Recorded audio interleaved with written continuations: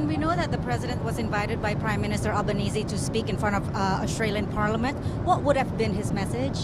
Look, I mean, I'm not going to get into the specifics of what the president's message would have been. I think you heard from the National Security Advisor how important that region is, how important continuing and building on the Indo-Pacific relationship. That's why the Quad, the Quad partnership was just something, as you know, was something that came out of this administration. We want to continue that partnership. And Jake laid out all of the things that we have done as administration, as the president has done these past couple of months, most recently, to continue building on that relationship. Not going to get into what the president was going to say, but clearly that region is important for many, many reasons. And again, that, as Jake said, that those two stops have been postponed, and we're looking forward to getting that back on the books. And the Prime Minister has been invited for official state visit, and both parties and respective governments are going to be the staff level talking about when we can lock that in,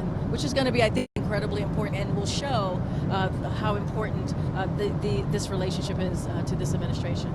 Karine, what's the White House's message to progressives who are worried that the White House is going to give away too much to Republicans in negotiations, especially on work requirements?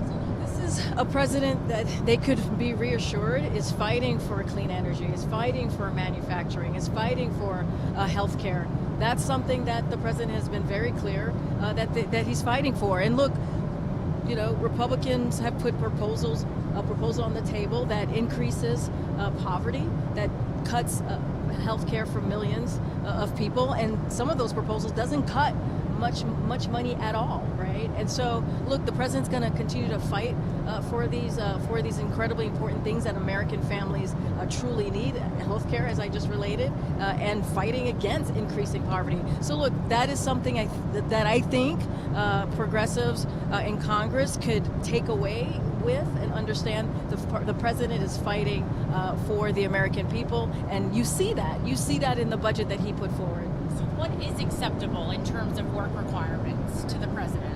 I'm just not going to negotiate from here. The president spoke. I think he was asked this question twice today, and answered it. And so I'm just going to leave it to what the president said. I'm just not going to get into it.